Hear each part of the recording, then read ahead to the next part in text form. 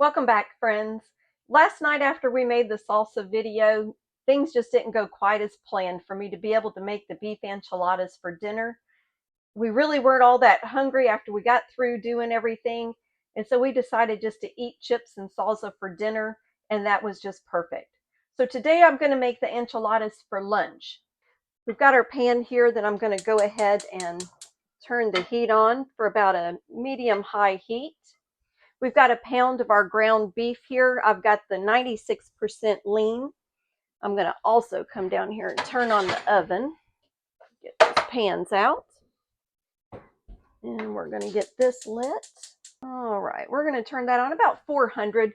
Really all the oven is for is just to bake those enchiladas off a little bit and melt the cheese. These enchiladas are actually very good to make ahead of time, even for the campsite, or whether it is just making them in the morning or the night before, just for a quick, easy dinner for in the next morning or the next day. If you plan to take them to the campsite with you, you can make the enchiladas and just put them into an aluminum pan.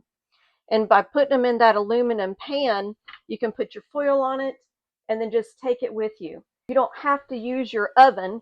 You could heat them up just over the campfire. So the ingredients for this recipe are quite simple, really. You've got your pound of your ground beef.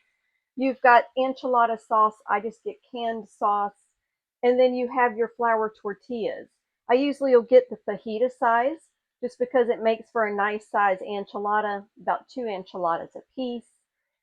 Makes a really great meal. Top that off with a little bit of our fresh guacamole and pico sauce. And if you haven't seen that video, I'll leave a link for you up above and down in the description box. So we're going to go ahead and just get our ground beef all browned up here. Now, if you're more into grilling when you're out on your trip, stay tuned for the next video because we'll actually be outside grilling up chicken for the chicken chipotle bowl, or for the chipotle chicken bowl, whichever way you want to say it.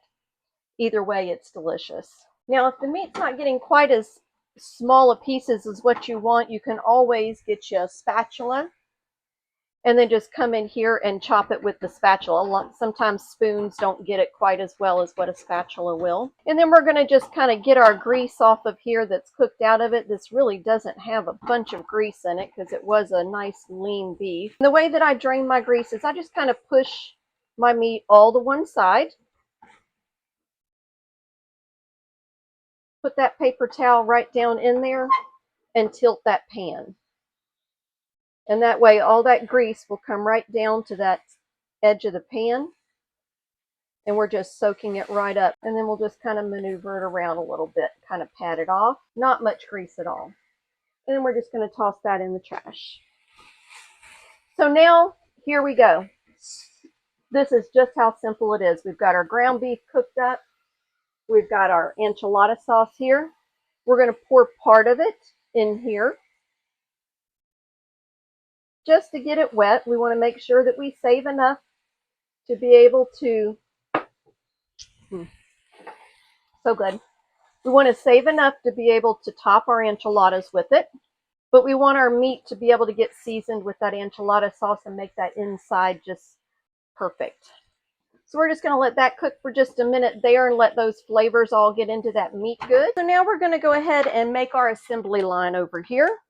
We're going to get out a pot holder here for our meat to go on. We're going to grab that. We've got our flour tortillas here. We're using the higher fiber flour tortillas that get what you and your family like. Just regular plain flour tortillas is perfectly fine. I'm going to grab our enchilada sauce and bring that over here. We'll need that in a few minutes. And we'll go ahead and grab out our cheese, because we'll need that. And a baking dish. Almost forgot that. That's the most important part. We're just going to grab that out. And as you can see, I use a placemat actually between my glass dishes, my Pyrex here. And that just keeps them from rubbing together and chipping whenever we're traveling. Okay, so now we're going to go ahead and we're going to start assembling our enchiladas. Now it can get a little messy, so your hands may be a little worse for wear in the end. I'm just going to get these out. We're going to put just a little bit of enchilada sauce along the bottom. Putting it along the bottom and then also on the top just kind of makes those flour tortillas, I don't know, they don't melt, but they kind of get just so nice and soft and just pillowy almost. I love the texture of it. So all we do to assemble these is we take our tortilla, you put your beef down the middle, however much as you want, and then you just do them a quick roll. So I just bring it over, pull back just a little bit, and just roll it right up. And then I just put them right down inside the pan, and we just keep going until we get them all assembled. Now these tortillas are a little bit bigger. If you use just a regular taco size, it will make them a little bit smaller, but we tend to like a little bit heartier of an enchilada. Again, just roll right on up. You always want to put your seam side down. That will help keep them together in your pan. And have I mentioned before I'm a messy cook? I think I did. So I do tend to make a little bit of a mess on the counters and all, and I think we're going to have enough to do 4 nice large enchiladas. Last one for me.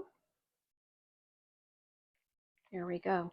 Now when at home, when the boys were there, I would have to make a double batch of these, and they would all be eaten in one setting. So based off of your family and their love of enchiladas, you may want to make a double batch. And that would mean using 2 large cans of enchilada sauce, so the big cans. So then all we have to do is put our cheese on top, and then we're going to bake it until it's bubbly. If you're going to take it to the campsite, just make them and roll them up and put them into one of the little aluminum disposable pans. And then that way you can take it right along with you, wrap it in some foil, make it over top of the campfire. If you don't have the oven, if you've got a toaster oven, a lot of people have the toaster ovens or the larger air fryers that they take camping with them. Going light on the cheese on this side for Mr. Frank, and then I like some cheese. That's my notice that my oven's ready. It always does a little bong for me. All right, so we're just going to stick these in the oven now. And once again, we're just baking those until they are bubbly and that cheese is nice and melty. All right, I can smell these and I think they're done. Let's take a look. Oh yeah. So we're going to go ahead and just grab these right out. Oh, look at that sizzle. Let me just grab another one of these. Just take a look at that. All melty, cheesy, and oh, delicious. So I'm going to let that sit there and cool for a minute because right now it is like molten lava. So now that this has had a chance to cool down here, we're going to go ahead and dip ourselves up a little plate of them. I'm just going to come right down between those.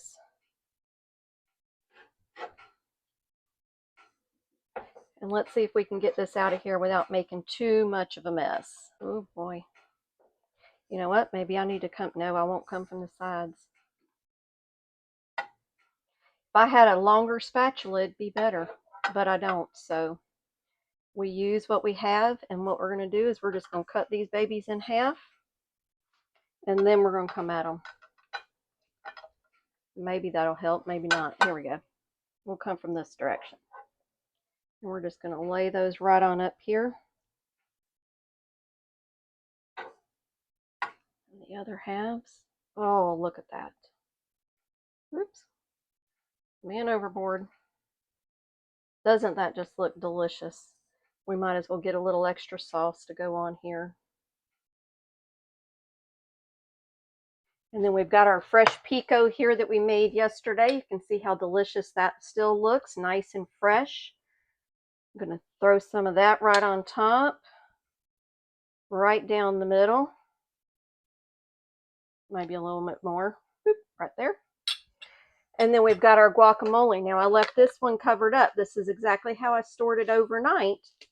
And I told you at the end of the video, it's the best way to store guacamole.